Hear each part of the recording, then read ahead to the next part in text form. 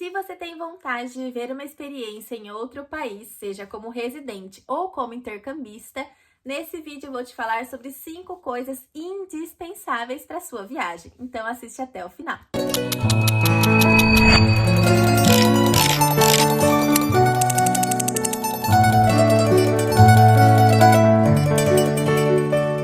E se você não me conhece, deixa eu me apresentar para você.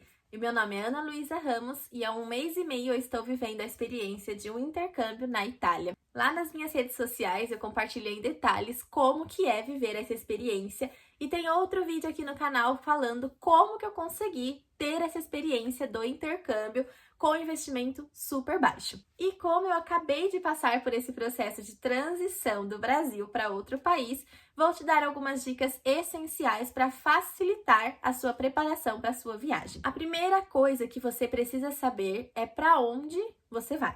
Seja para uma residência ou para fazer um intercâmbio, qual lugar que você tem como objetivo. Se é para residência, é mais difícil de você abrir um leque de opções.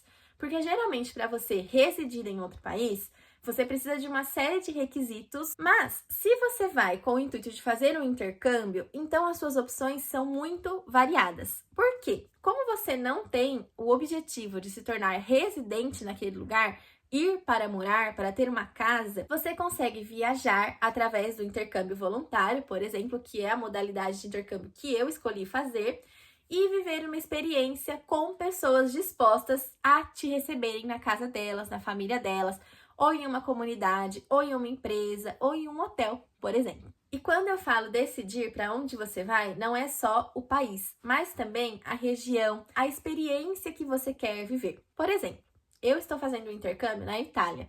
Quando a gente fala de Itália, a maioria das pessoas vai pensar nos grandes centros turísticos, cidades com milhões de habitantes. Eu escolhi fazer um intercâmbio em um vilarejo na montanha, na Itália. Então, é uma realidade completamente diferente. Então, tudo que você vai fazer para se preparar para aquela viagem tem que ser com base do lugar para onde você está indo. Como eu sabia que eu viria para um lugar distante de grandes centros urbanos, que eu viria para um lugar onde a alimentação, o clima, os costumes são completamente diferentes da cidade de onde eu venho no Brasil, eu me preparei mentalmente para vir fazer essa transição. Tudo que eu tinha vontade de comer, por exemplo, eu comia antes no Brasil para vir para cá e no meu segundo dia não dá vontade de comer um hambúrguer. É a mesma coisa, por exemplo, eu vou para o Canadá. Tá, mas se você vai para uma cidade no interior do Canadá, as condições são completamente diferentes de você viver na capital.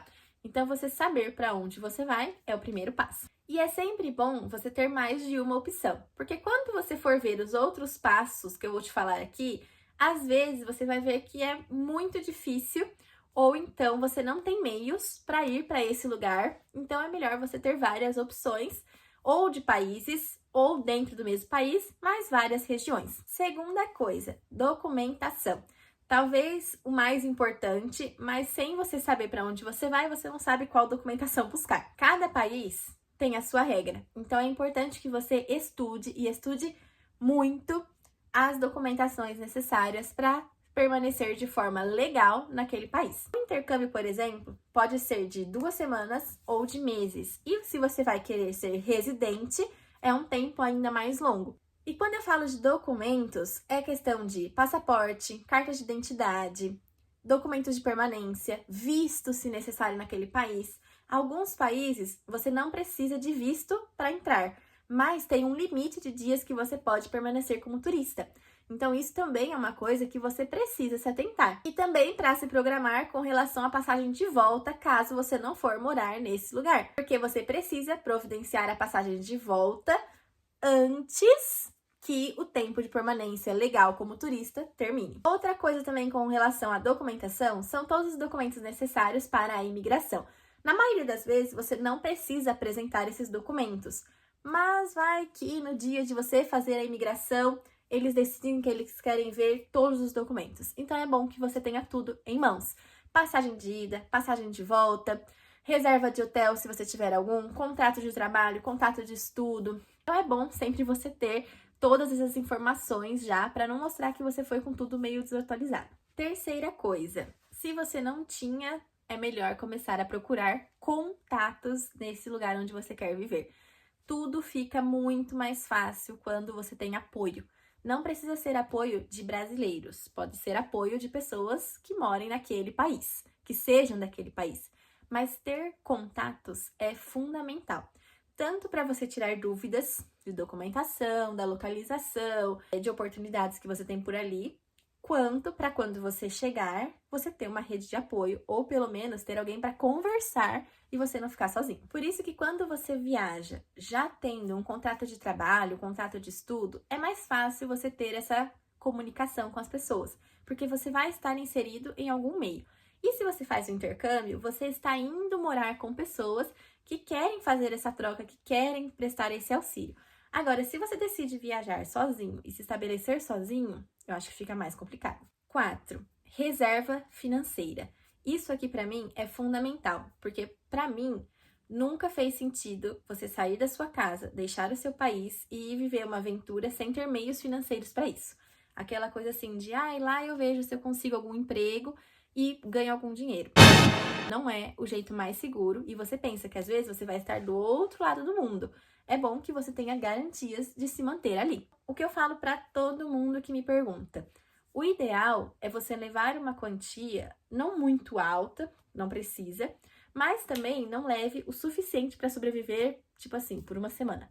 Leve o suficiente para você se manter durante todo o tempo da sua viagem. Se você vai para residir, mas não tem contrato de trabalho, não tem contrato de estudo e vai buscar tudo por conta própria quando você chegar, você tem que ter em mente que a sua reserva que você vai levar tem que ser o suficiente para você se manter com aluguel, alimentação, transporte, até você conseguir um emprego. Caso você faça o intercâmbio, é preciso se atentar aos custos que você vai ter, se você vai ter acesso à alimentação, transporte, quais são as facilidades que você tem por perto e, claro, a questão do turismo.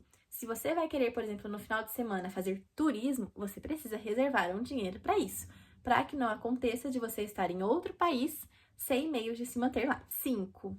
Seguro viagem. Tem muitos países que nem te deixam entrar se você não tem seguro viagem. Então, é um dos documentos lá da imigração que é importante você levar. Mostrar na imigração que caso aconteça alguma coisa com você, você está amparado. Porque imagina você ir para um país onde não tem saúde pública, você não tem seguro, acontece alguma coisa com você e a conta do hospital fica uma fortuna. Como que você resolve isso? Mas geralmente seguro viagem você nem usa. Que bom! Melhor você ter o seguro viagem e não usar do que precisar e não ter. Com relação ao intercâmbio, por exemplo, se você não tem seguro viagem, alguns hosts, pessoas que vão hospedar você nesse intercâmbio, não te aceitam na vaga. Deve ser a mesma coisa quando você tem um contrato de trabalho ou um contrato de estudo, que você precisa ter esse seguro, seja pela pessoa que está te contratando ou por conta própria, mas é uma segurança para você e um cuidado indispensável na sua viagem. Então, é isso. Espero que eu tenha ajudado vocês a se sentirem mais seguros para essa viagem. Não deixe de se inscrever aqui no canal, ativar as notificações, dar um like nesse vídeo e me acompanhar nas redes sociais para ver como é a vida de uma intercambista na Itália.